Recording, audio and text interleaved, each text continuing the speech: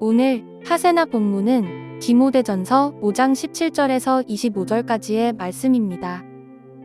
잘 다스리는 장로들은 2배로 존경을 받아야 합니다. 특히 말씀을 전파하는 일과 가르치는 일에 수고하는 장로들은 더욱 그러하여야 합니다. 성경에 이르기를 타작마당에서 나달을 밟아 떠는 소의 입에 망을 씌우지 말라 하였고, 일꾼이 자기 삭슬 받는 것은 마땅하다 하였습니다. 장로에 대한 고발은 2사람이나 3사람의 증인이 없이는 받아들이지 마십시오. 죄를 짓는 사람을 모든 사람 앞에서 꾸짖어서 나머지 사람들도 두려워하게 하십시오. 하나님과 그리스도 예수와 택하심을 받은 천사들 앞에서 내가 엄숙히 명령합니다.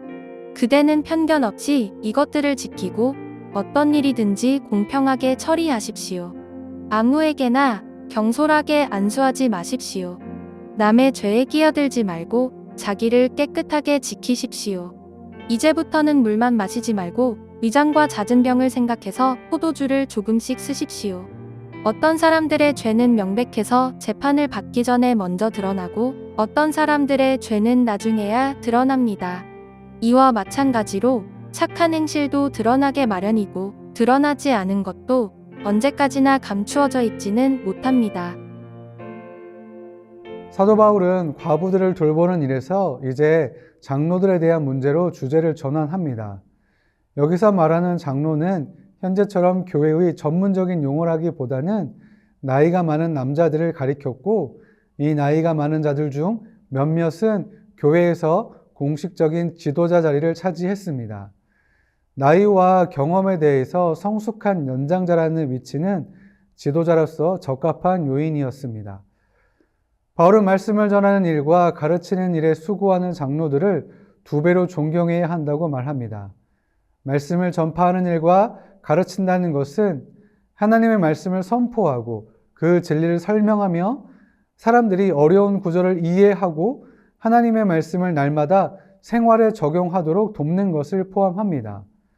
가르침은 기독교 교리와 복음의 메시지로 사람들을 가르치는 집중적 훈련을 말합니다.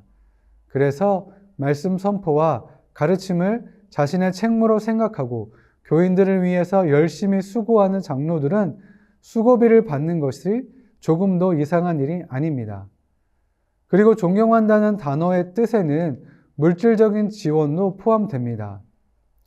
그렇다고 바울이 장로들에게 2배의 보수를 주어야 한다고 말한 것은 아니며, 이는 존경과 물질 2가지를 의미하는 것입니다.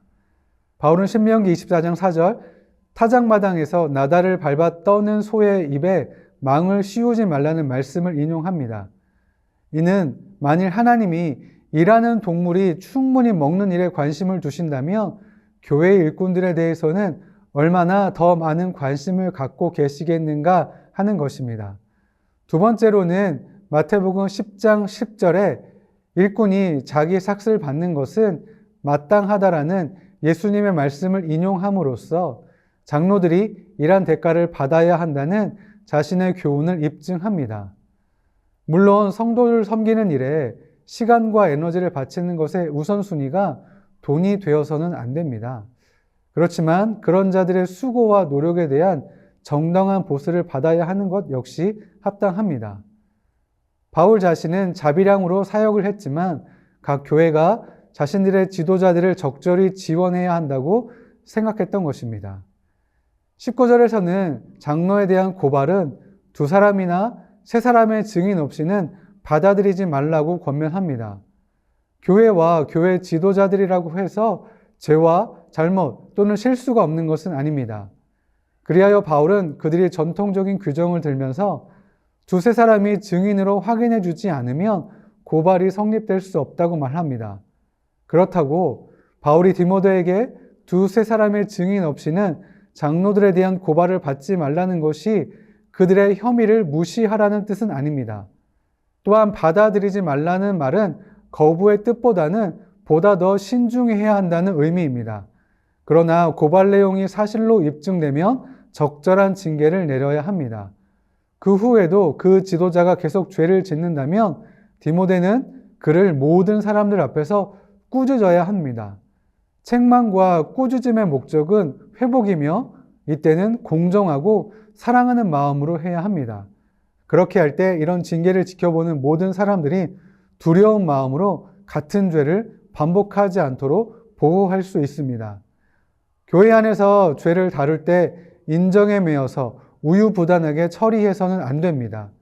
교회 안에서 자체적으로 죄를 공정하고 엄정하게 그리고 일관성 있게 다뤄야만 세상이 교회를 인정하고 신뢰할 수 있기 때문입니다. 그러나 이렇게 하는 것은 결코 쉽지 않습니다. 그래서 바울은 디모데에게 하나님과 예수님 그리고 택하심을 받은 천사들 앞에서 편견 없이 이것들을 지키고 어떤 일이든 공평하게 처리해야 한다고 명령합니다. 그리고 이제 디모데는 하나님과 예수님 앞에서 개인적인 성향에 관계없이 필요한 모든 징계를 공정하게 시행해야 합니다. 우리 역시 편견으로 치우치지 않게 늘 주의하고 다른 사람들을 무시하거나 일부 사람들을 편애하지 않도록 끊임없이 경계해야 합니다. 편애와 편견이 보편화된 세상에서 그리스도인들 역시 아무런 경계심이나 자각 없이 이 세대의 가치관과 문화를 따라갈 때가 많습니다. 나 또는 우리의 의견에 동의하지 않는다고 해서 그들을 폄훼하거나 비난해서도 안 되며 목사 또는 직분자라고 해서 그들이 거짓 교훈을 말하며 부도덕하고 하나님의 말씀에 합당한 삶을 살지 못함에도 눈 감아 주어서는 안 됩니다. 바울은 디모데에게 범죄한 자들을 징계할 것을 권면할 뿐만 아니라 처음에 지도자를 세울 때부터 성급하지 말고 신중해야 한다고 경고합니다. 교회 내에서 지도자를 세우는 것은 아주 중요한 일입니다. 그래서 누군가에게 안수하여 그를 지도자로 임명하기 전에 충분히 검증해야 합니다. 그렇지 않고 범죄한 자가 회개하고 돌이키지 않았음에도 불구하고 안수하였다면 디모데 역시 그의 죄에 참여하는 것이 됩니다. 그렇기 때문에 디모데는 자신을 정결하고 깨끗하게 지켜야 합니다. 그래야 장로로서 교회를 섬길 자들을 더 명확히 판단할 수 있기 때문입니다. 장로로 세워질 자들의 죄를 즉각적으로 다루고 죄와 조금 더 타협하지 않겠다는 의지로 말미암아 디모데는 정결함을 유지할 수 있기 때문입니다. 23절에서 바울이 디모데에게 물만 마시지 말고 위장과 잦은 병을 생각해서 포도주를 조금씩 쓰라고 한 것은 앞으로 디모데가 감당해야 하는 막중한 일을 효과적으로 해내기 위해서는 건강을 돌보라는 의미일 것입니다.